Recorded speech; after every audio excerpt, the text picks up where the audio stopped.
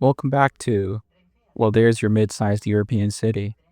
It's a video about high-speed rail with trams.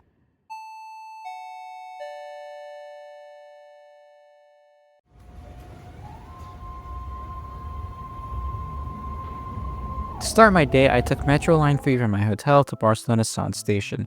As far as major rail stations go, Sant is definitely underwhelming. It seems to have been designed for function over form, and even that is a hassle sometimes. Today we'll be riding on Spain's national flagship high-speed train, AVE. However, there are tons of other options, as we'll discuss once we get moving. My first train ride today is on a Renfe Class 103, built by Siemens and actually derived from the very same family of trains as the German ICA3. It's scheduled to leave at 11 a.m. sharp and will take just 83 minutes to cover 255 kilometers to Zaragoza Delicias station.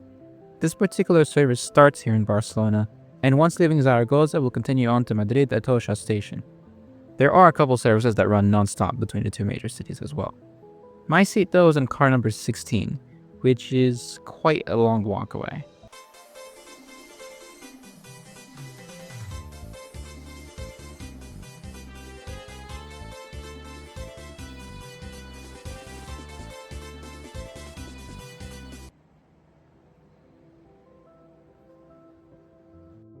The interior has a very premium feel to it with all the wooden finishes on the walls, and my seat was complete with a tray table, footrest, and storage pocket.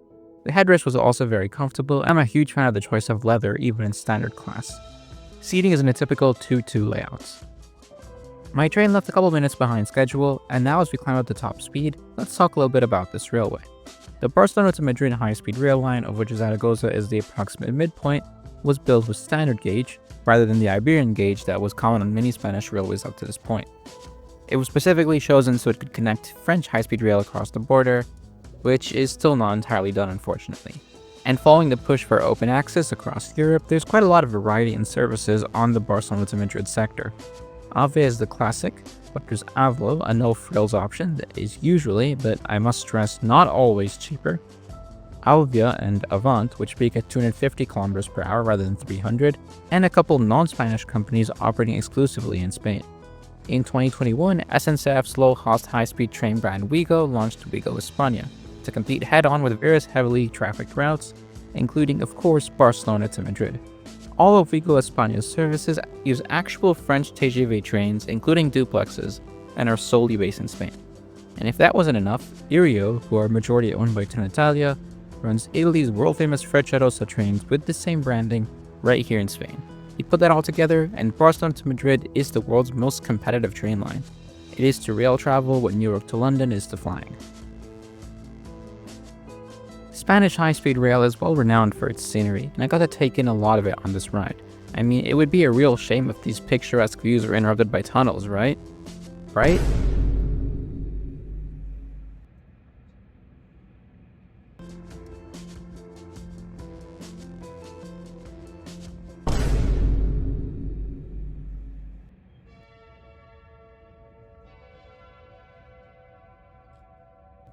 We just passed through the Camp de Tarragona station at nearly full speed, which honestly kinda caught me off guard.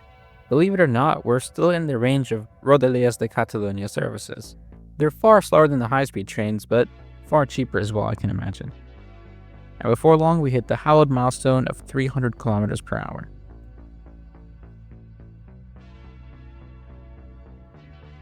The trains are complete with free Wi-Fi that I was able to connect with on this trip. In fact, most of this video script was written on my trains.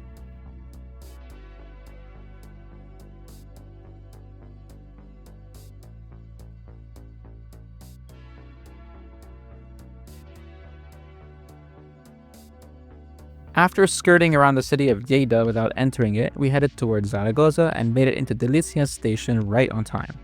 This train will continue on to Madrid, but note that the services that run non-stop between Barcelona and Madrid go through a separate set of tracks and don't actually pass through Zaragoza Delicias station.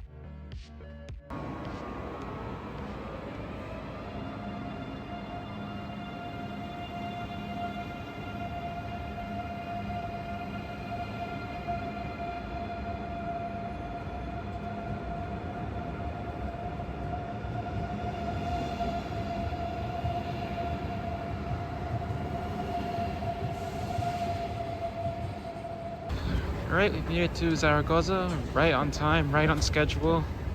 Very punctual service from AVE. And overall, I really enjoyed the ride as much as I could. You know, pretty basic seat, but that's what you get. And now I look back at the station, it is quite stunning.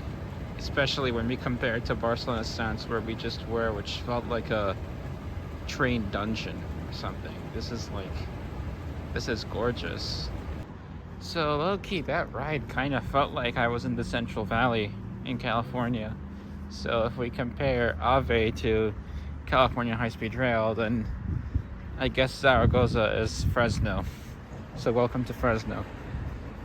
Now here's where the problems start. I'm normally not a fan of when a major railway station is built far from the city center, but here in Zaragoza it's especially an issue. As part of your AVE ticket, you get a free ride on your destination city's commuter rail system, but while the cercanías in Zaragoza does get you downtown, it's painfully infrequent, even when you factor in the ordinary regional Renfe trains that make all the same stops.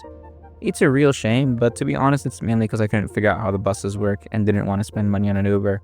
The cercanías, or should I say cercanías singular, is just 6 stops long, and half of those are in the city's main urban area. While much of the space outside the main ring road is rather sparse, a second perpendicular line to ease pressure on the city's crowded tram line may be worth considering. It's a 2-stop ride from Delicias to Goya, which is in a much more central location. Check out those DC Metro-style flashing platform lights. That all being said, Zaragoza is still an incredible city. As we exit Goya station, take a moment to admire the multimodal street, vibrant urban fabric, and of course the tram, which I just had to go and ride. So this is such a great multimodal street. We got the tram down there, obviously. Lots of people biking and on scooters and stuff, and unfortunately still some motor traffic, but this is probably one of my favorite streets that I've seen anywhere, and stuff like it's kind of the standard for what cities should be. There's just one tram line here, but it arrived every few minutes and has great integration with the streets. There are 25 stations in total, and end to end it takes 38 minutes to ride. There's also a portion that goes over the Ebro River, which is always pretty nice. And just to contrast it with the cercanías for a second, this tram line alone moves about as many people in just 1 month as the cercanías does in an entire year. Other tram lines were planned, but they seem to be dormant now. This was also my first time riding a tram that uses CAF's ground power and regenerative braking instead of overhead wires, in some places at least. So yes, these trams are actually battery electric. Is it a NIMBY thing? I'm not sure. But Sevilla has a similar system as well.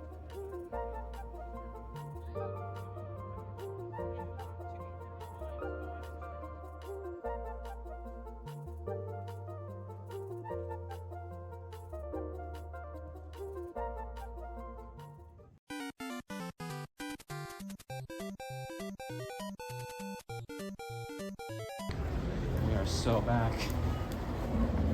We are so back. God, the last hour was not fun. Now let's print my ticket and get on the train back. So I didn't actually notice this when I arrived, but the tracks here actually have Spanish solution platforms. So this is platform 1. This is platform 2, but that's also platform 2. I guess it's meant to separate passengers leaving and entering.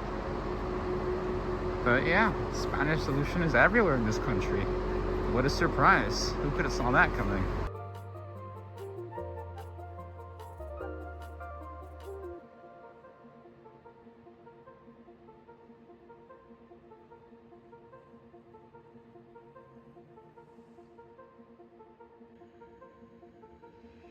My ride back to Barcelona is on a different train, the one that started it all, the Renfe Class 100 built by Alstom and CAF. It's based on the TGV Atlantique used in France and has been around since 1992. This AVE service originated in Madrid and stopped at Calatayud along the way, and after Barcelona it'll continue up to Girona and end at Figueres. The seats on board aren't quite as comfortable as the first ride, opting for fabric instead of leather, but fortunately they still have all the necessities. The mustard yellow color also contrasts nicely with the red and purple branding that AVE uses. Unfortunately, this train doesn't have a built-in speedometer, so let's spice things up and head to the club car, a very popular hangout space of which I didn't understand a single word, but you can do two things here. One, enjoy more sweeping views with larger windows, and two,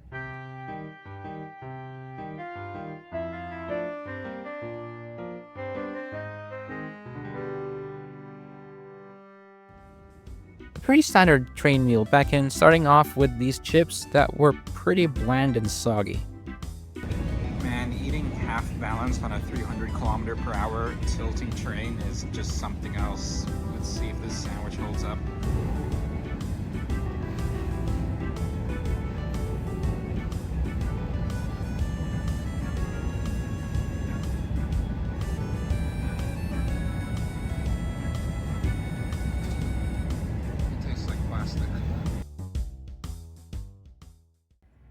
So my final thoughts now, from the security at stations to the inconvenient location of Zaragoza station, and various technical issues with the booking process, my trips on AVE weren't exactly the smoothest, but once I got on the train, everything seemed to be just fine. All that said though, the open access movement in Europe, and especially the Barcelona to Madrid corridor, is great development in the passenger rail industry. Competition will drive prices down for everyone, and crucially reduce unnecessary air travel.